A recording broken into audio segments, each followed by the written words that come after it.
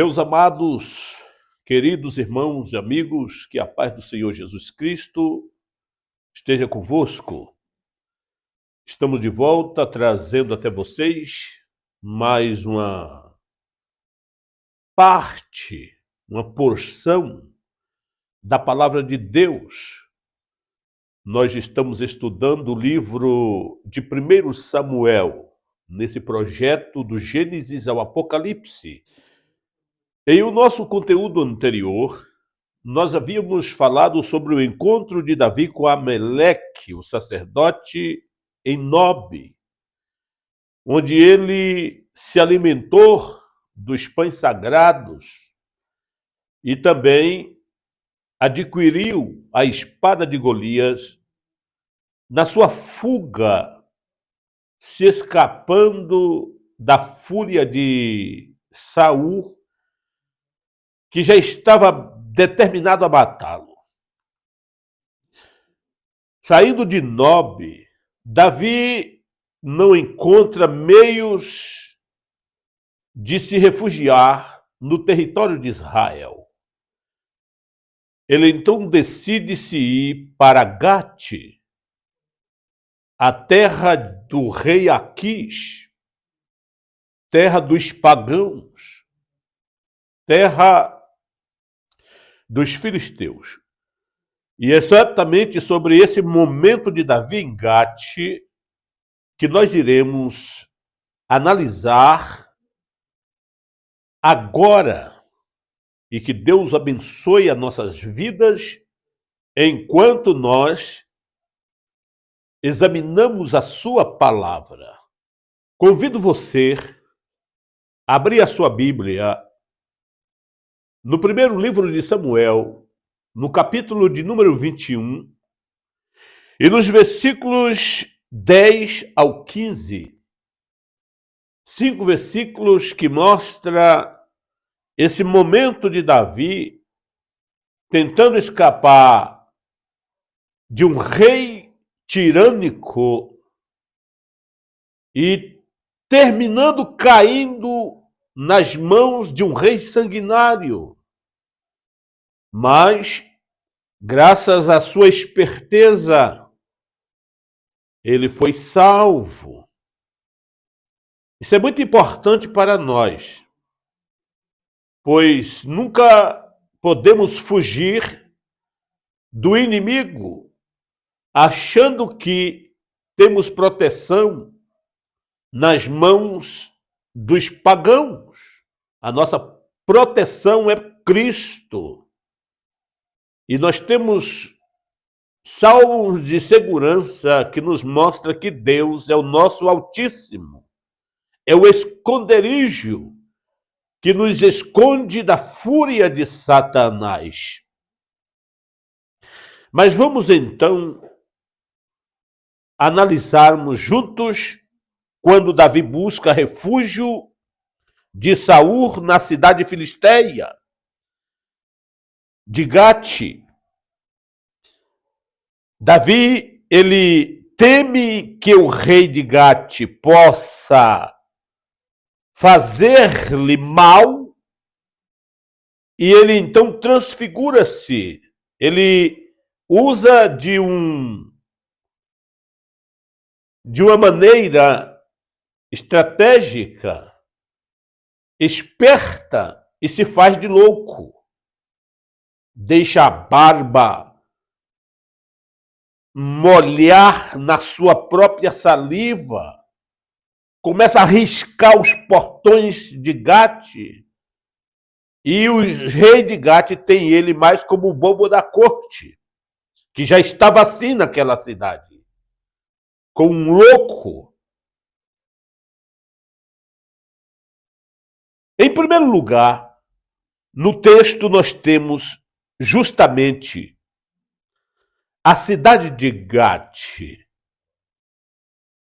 Obviamente que o Oriente Médio, todas as localidades ali são próximas. Para os dias de hoje, é um passo, mas para aquela época era uma distância considerada para alguém ser capturado. E Gate ficava situada na costa do Mediterrâneo, na região sul de Jerusalém, a oeste de Hebrom, onde Davi reinou por alguns anos, quase 3 anos e meio ali. Então, dentro dessas faixas de terra, Gate estava situada. Era uma das 5 cidades maiores, especiais da Filistia. Era uma região considerada. Então Davi, não encontrando esperança de sobrevivência na sua terra, onde Deus manifestou, onde Deus fez milagres no decorrer dos anos, ele deixa a região onde Deus mora, habita, opera, para ir se refugiar numa cidade pagã. Gate tinha uma corte bem estruturada. Os conselheiros do rei, o rei Aquis, era um lugar, conforme estamos relatando aqui, bem estruturado.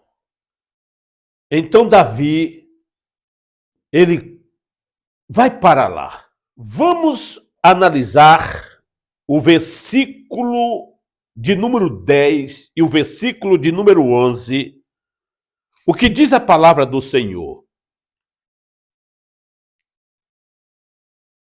Naquele dia, Davi fugiu de Saul e foi procurar Aquis, rei de Gate. Todavia, os conselheiros de Aquis lhes disseram: não é este Davi, o rei da terra de Israel?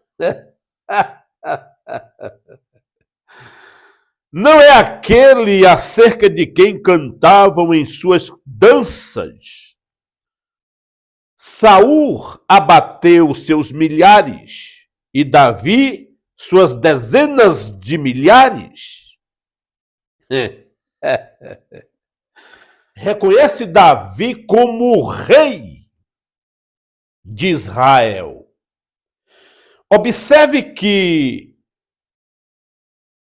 quando a gente observa os pagãos, vendo aquele homem com a aparência de um guerreiro notável, de um rei, isso mostra o quanto Davi significava para o povo de Israel. O quanto Davi era popular. O quanto que a sua popularidade se espalhou não só pelo país de Israel, mas pelos países vizinhos. E os conselheiros de Aquis, vendo Davi, logo observa nele que algo característico tem ali. Esse homem é o homem herói do povo de Israel. E quando Davi escuta isso, quando Davi observa essas palavras, ele cai em si e diz: estou morto. Agora, esses caras vão me matar. Sabe por quê? Um exagero popular. Confundir Davi como um rei de Israel, um homem solitário nas portas de uma cidade em busca de refúgio. É como eu disse para você, isso mostra o quanto que Davi era importante, o quanto que Davi era grande era popular.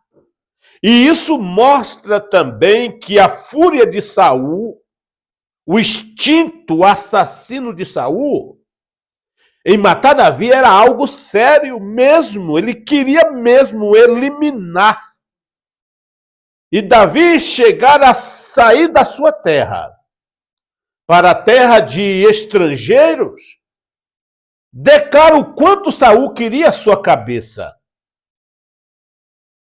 E assim, Davi precisava imediatamente agir para não morrer na terra de Aquis, nos portões de Gate. E o que Davi faz? Davi tem ainda uma carta na manga. Davi foi um menino muito feliz na sua adolescência, um pastor de ovelha. Davi entendia muitas coisas do sítio, das fazendas. Davi lidava com rebanhos, lutava com urso, matava leão. Então Davi, ele tinha uma experiência notável. Era um guerreiro.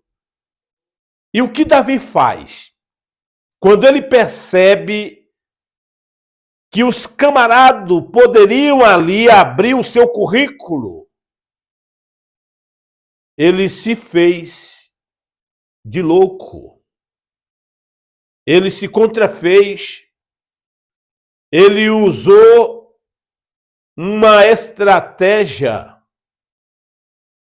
E então se passou como um louco, como um bobo. Ele finge. Vamos ao texto, veja o versículo de número 12, o que diz a palavra do Senhor. Davi levou a sério aquelas palavras e ficou com muito medo de Aquis, rei de Gate. E o que ele faz? Versículo de número 13. Por isso, na presença deles, fingiu que estava louco. Enquanto esteve com eles, agiu como um louco, riscando as portas da cidade e deixando escorrer saliva pela barba. Olha isto. A Bíblia não mostra quanto tempo Davi ficou ali, mas que ele precisava salvar a sua vida. Ele então imediatamente começa a fingir. Começa a riscar os portões da cidade. Pensa Davi com a sua barba toda cheia de saliva caindo pela roupa. E aquilo ali foi tudo para Aquis fazer um diagnóstico e se ver livre dele imediatamente. Aí eu pergunto a você, mas por que Davi usou esse modo de fingir de louco? O que veio na cabeça de Davi naquele momento? Quando nós estudamos a cultura de um povo, os hábitos de um povo, a gente termina entendendo algumas particularidades das Escrituras. E naquela época, segundo os hábitos culturais de Gate, as pessoas loucas, com problemas mentais, com deficiência psicológica, eles eram amparados pela lei. Era proibido fazer qualquer ato de maldade com esse tipo de gente na cidade. E assim os habitantes de Gate, a corte, os conselheiros do rei, guerreiros, soldados, etc., não tocava nessas pessoas, mas não considerava-as também. Simplesmente deixava ali como um ser qualquer, sem qualquer prestígio, sem qualquer importância. E Davi, sabendo disto, ele então se mistura com os loucos, com os débeis, e é protegido pela lei, pelos hábitos culturais do lugar. Veja como Davi foi inteligente, estratégico. Outro ponto de vista que a gente pode observar aqui é justamente uma lição importante espiritual. O quanto nós corremos perigos quando nos afastamos do caminho da fé, quando trocamos o esconderijo do Altíssimo por coisas tão banais como as riquezas. Hoje a igreja evangélica, os cristãos, os evangélicos substituíram a simplicidade que há em Jesus Cristo pelo luxo, pela fama, pela riqueza, por coisas tão banais. E hoje os escândalos são grandes de homens que se dizem ministros de Deus, se dizem apóstolos, se dizem bispos, se dizem isso e aquilo, e apenas usa o nome de Jesus Cristo para se beneficiar financeiramente. Isso é muito perigoso. Isso é muito mal. Quando a gente deixa os caminhos de Deus, os caminhos da fé, colocamos a nossa vida em perigo. Davi sabia que Deus operava em Israel. Davi tinha consciência que Deus abriu o Mar Vermelho, abriu o Jordão, parou o sol, parou a lua, operou milagres estupendos na vida de muitos heróis da Bíblia. Então, sair de Israel para se apoiar numa cidade pagã era uma demonstração de fraqueza espiritual. Mas Deus é maravilhoso e bom, que não deixa os seus filhos, mesmo quando estes tentam se afastar. O Senhor os arrebanha. E Davi sabia muito bem disso, porque Davi era um exímio pastor de ovelha. E o Salmo de número 34 mostra esse momento. Ele compôs um salmo para a glória de Deus nesse episódio de Gate, nesse momento em que ele teve que fingir de louco. E quando o rei Aquis diagnostica Davi, imediatamente ele procura se livrar. Não, vamos se livrar desse camarada aí. Esse camarada aí tá louco. Não queremos, já chega de louco na cidade. Veja como tinha pessoas de problemas mentais em Gate. Então mais um, não, vamos se livrar dele, deixa esse homem para lá. E não podiam fazer qualquer mal a Davi. Vamos ao versículo de número 14, o que diz a palavra do Senhor? E o versículo de número 15. Aquis disse a seus conselheiros: vejam este homem, ele está louco. Ai, ai, ai, ai, ai. Será que me faltam loucos para que vocês o tragam para agir como doido na minha frente? O que ele veio fazer no meu palácio? Veja onde estava Davi. No palácio do rei Aquis. Os conselheiros o conduziram à presença do rei, confundindo com um suposto rei, um homem influente, um guerreiro, mas Aquis viu como um louco. Davi fingiu e fingiu muito bem.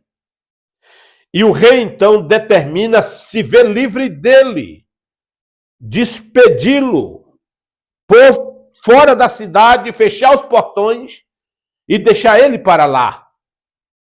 E os conselheiros de Aquis terminaram acreditando que de fato Davi era louco, aquele homem era um louco mesmo. E decidiram deixar ele seguir o seu caminho. Agora tem um detalhe interessante aqui também. A cidade de Gate era a cidade de um personagem muito influente dentre os seus moradores. Talvez uma das razões que Davi fingiu de louco para tentar salvar sua vida, pois ele viu que, estando ali, a sua cabeça estaria em perigo, a prêmio. Por que, irmão Fábio? Porque Gate era a cidade natal, sabe de quem? Golias. Ei, chega para cá. De Golias. O homem que era o herói de Gate, que era a esperança de Gate, a proteção de Gate. Ele era morador nato ali. Conviveu naquela sociedade. Guerreou para defender o povo daquela cidade.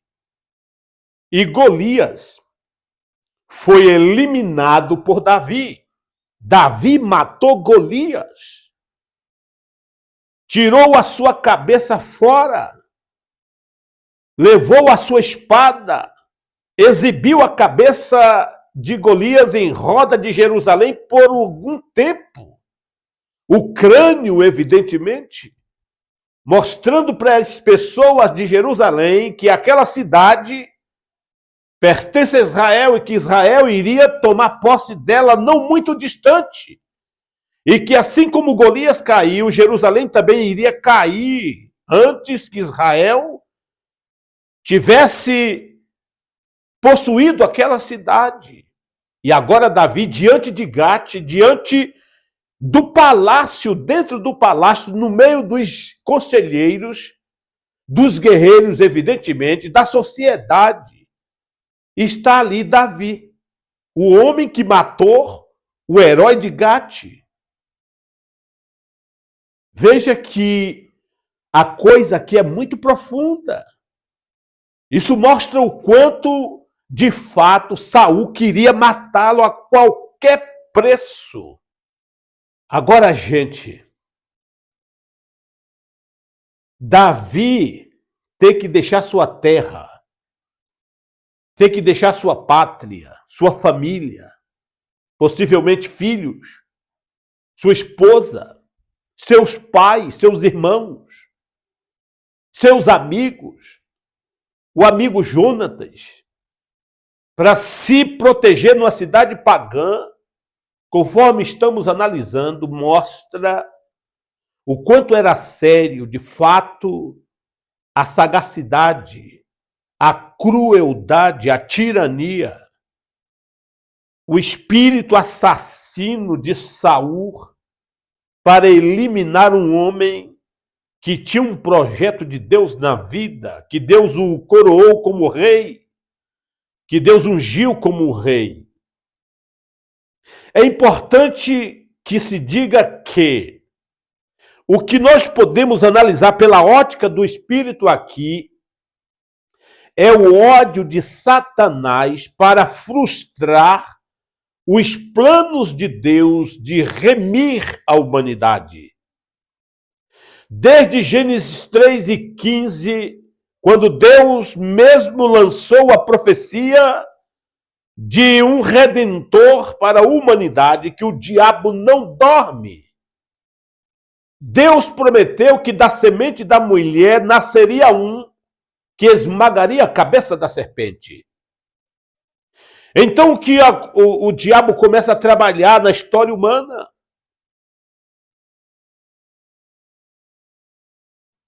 Lembra quando Faraó mandou matar as crianças de Israel para frustrar o nascimento do Messias? Em várias partes da Bíblia nós temos a intervenção maligna para tentar atrapalhar o nascimento de Jesus Cristo. Você lembra de Judá e Tamar? Quando os filhos de Judá casou, um deles, quando tinha relação sexual com a esposa do falecido irmão, ele jogava o sêmen fora para a mulher não engravidar. Isto Deus não se agradou, Deus viu nisto um ato de maldade. E a Bíblia diz que Deus matou aquele rapaz que jogava o sêmen fora. Da família de Judá, Jesus Cristo é da tribo de Judá. Jogar o sêmen fora era uma atitude maléfica, porque, de certo modo, era atrapalhar, frustrar o nascimento de Jesus Cristo, do Messias de Israel, do Salvador do mundo. E aí nós temos outras passagens na Bíblia. E Davi em Gate, Davi deixar sua terra, morrer nas mãos de um pagão, era uma estratégia maléfica para destruir o surgimento do Messias. E Davi foi o progenitor do Messias.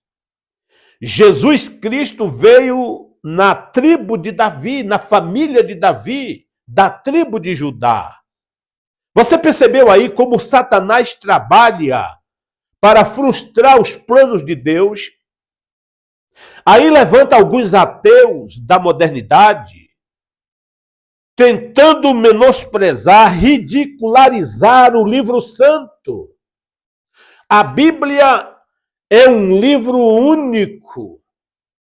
A Bíblia é uma mensagem só. A Bíblia não foi escrita, conforme já falei, para explicar aulas científicas do universo, do corpo humano, da Terra. A Bíblia não foi escrita para explicar a origem de Deus, a matéria de Deus, a natureza de Deus. A Bíblia não foi escrita para explicar a cristologia, a humanidade de Jesus, a natureza divina de Jesus. A Bíblia foi escrita com um único objetivo: revelar ao homem caído as portas de sua casa aberta e o convite a voltar para casa. Enquanto vivemos nessa terra, nós temos a porta aberta do lugar da nossa origem, de onde viemos, e caímos nos gates da vida. A Bíblia foi escrita para mostrar que Jesus Cristo é o Filho de Deus que tira o pecado do mundo, que as profecias messiânicas, elas se encaixam na vida de Jesus de Nazaré. Rejeitá-lo a Jesus e a sua palavra é perder o rumo de casa. E se você não voltar para a sua casa, para a presença de Deus, você não tem outra alternativa a não ser viver na sarjeta eterna, no sofrimento eterno, no castigo eterno. Porque Jesus Cristo veio para nos salvar. E não há refúgio em Gate. Não há refúgio fora dos parâmetros da Bíblia. Você precisa entender isto e deixar de ser mau, duro, ignorante, com tanto conhecimento e se auto-intitula ateu. Que desperdício! Por isso que é triste quando as pessoas leem a Bíblia como se lê um jornal.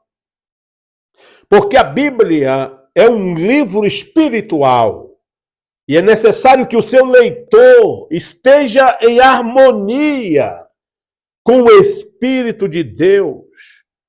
E como é glorioso quando você observa a Bíblia com os olhos do Espírito, com a alma. É tão maravilhoso, a comunhão é maravilhosa. Então, meu amigo, fica aqui o nosso convite: aceite Jesus como seu Salvador. Deixe Cristo operar em sua vida, pois é o Espírito Santo que nos coloca dentro das Escrituras. É o Espírito Santo que nos coloca em Cristo. É o Espírito Santo que nos ilumina a mente e nos faz enxergar o caminho de casa. E enquanto o homem vive nessa terra, ele tem a oportunidade de entrar no paraíso ou rejeitá-lo para sempre. Em nosso próximo conteúdo, nós estaremos analisando Davi na caverna de Adulão. Ele volta para Israel, ele volta para casa. Embora isso tenha um custo muito grande para a sua vida, mas ele prefere os perigos, as lutas, a dor, o sofrimento, a angústia dentro da sua casa do que entre os pagãos e estrangeiros. Para Davi foi uma lição muito grande aquilo ali. Mas isso nós veremos em nosso próximo conteúdo, querendo Deus. Não deixe de compartilhar. Não deixe de se inscrever em nosso canal. Não deixe de dar um joia. Levar outros a ouvir a palavra de Deus com a nossa pessoa. Não ganho para isto. Foi um projeto que Deus colocou no meu coração de examinar a Bíblia, explicá-la de um modo sucinto, simples, mas de livro por livro, de capítulo por capítulo. E eu peço a Deus que me dê vida e saúde para que eu chegue a concluir esse projeto maravilhoso. Fique na paz, em nome de Jesus Cristo. Muito obrigado.